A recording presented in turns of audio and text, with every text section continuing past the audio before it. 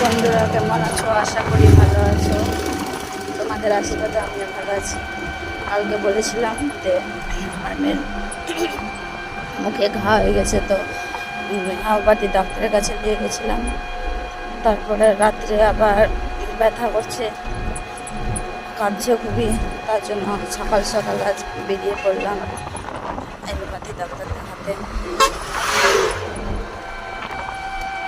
এই রাস্তা দিয়ে যাচ্ছি।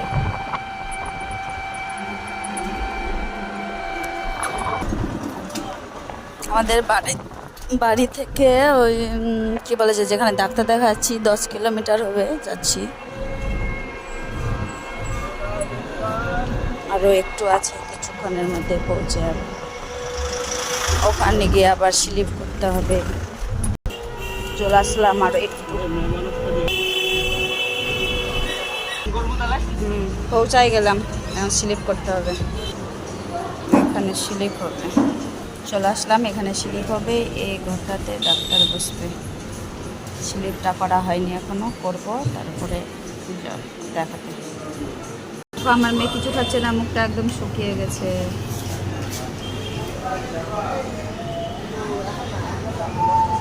খুব টেনশন হচ্ছে, কিছু খাচ্ছে না। মায়ের মন তো বুঝতেই পারছো। দেখো ব্যথায় গাল ধরছে। কমে যাবে বেটা, দেখি বেটা, দেখি মোনা মোনা, কই গো, দেখি কোথায় ব্যথা করছে বেটা। ওই যে দাঁতের সাইড দিতে ব্যথা। বিক্রি করতে এসছে, আমার মেয়ে খাবে। দেখো কি নিবা,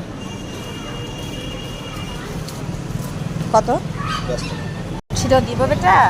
মোনা খাবা? হ্যাঁ খাবা? কই রে মোনা, খাবা? দাও, ছিঁড়ে দিচ্ছি, দাও। এখন স্লিপ করছে, আমাদের নাম ধরে ডাকতে যাবো। এবার উঠো। হাত ছাড়ো, হাত ছাড়ো ওটা।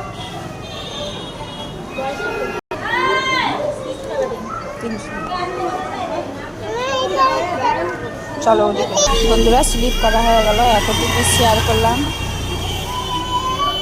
আবার কালকে দেখা হবে। Mona Mona, tata bye bye করে দাও, ওটা বাই করে দাও।